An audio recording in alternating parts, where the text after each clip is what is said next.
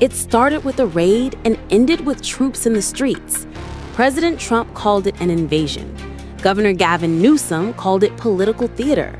And the people of Los Angeles, they were caught in the middle of a power struggle they didn't ask for, but one that had been building for years. This wasn't just another policy skirmish. This was the clash Donald Trump had been waiting for, a direct confrontation with a blue state governor over one of the most explosive issues in American politics, immigration. It started quietly on a Friday. Federal agents conducted a sweeping immigration raid in LA's Garment District, targeting undocumented workers. Dozens were detained. Word spread fast. By sundown, protests had begun to bubble up across the city. Anger turned to action. Crowds took to the streets, calling for justice, waving signs, demanding an end to what they saw as federal overreach and cruelty. But local and state leaders, including Newsom, hadn't requested backup. They hadn't asked for the National Guard. The situation was tense, yes, but manageable. At least, that's how California saw it. But President Trump had other plans. On Sunday, without consulting the governor, Trump bypassed state authority and ordered more than 2,000 members of the California National Guard into action. The last time something like this happened, when a president deployed troops on domestic soil without the state's consent, was in 1965, when Lyndon B. Johnson sent them to protect civil rights marchers in Alabama. But this time, the mission wasn't protection. It was crackdown. Trump took to social media with fire and fury, declaring that Los Angeles was being invaded and occupied by violent insurrectionist mobs. He said it was time to liberate Los Angeles from the migrant invasion. His aides followed suit. Stephen Miller, one of Trump's closest advisors, posted that this was nothing less than a fight to save civilization. Online, the administration began shaping its narrative. They shared carefully selected images, flags from Mexico and El Salvador, clips of protesters clashing with officers, chaotic scenes that told a story of disorder and danger. It was the kind of imagery designed to rally a base, not calm a nation. And yet, on the ground, the picture was more complex. Many protests were peaceful. Marches wound through neighborhoods without violence. Local leaders said the president was painting the entire city with a brush dipped in panic and distortion.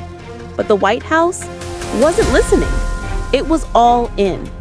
When asked if he planned to invoke the Insurrection Act, a law that allows federal troops to suppress rebellion on U.S. soil, Trump didn't say yes, but he didn't say no. Instead, he said simply, "We're going to have troops everywhere." Governor Newsom pushed back immediately. He said in a statement, "We expected this. We prepared for this. For them to succeed, California must fail. And they will try everything in their tired playbook to make that happen."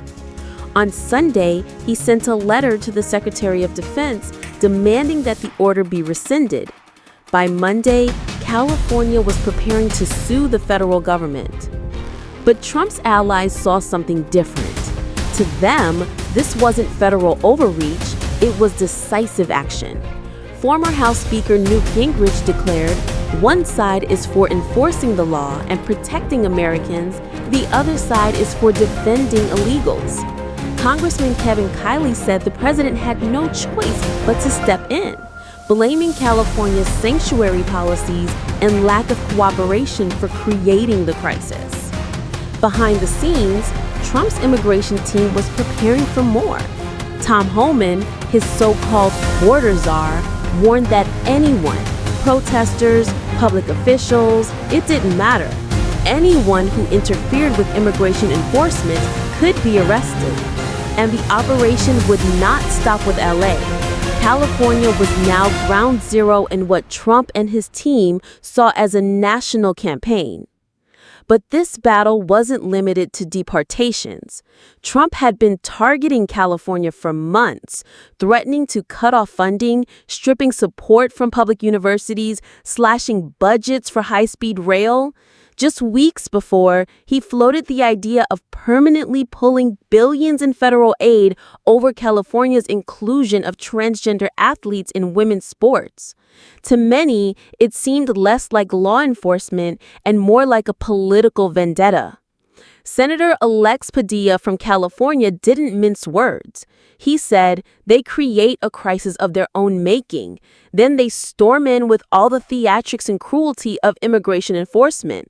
Of course, people are going to rise up in a place like Los Angeles. Still, the administration doubled down, saying Democrats had failed their cities, and it was up to the president to fix what they had broken.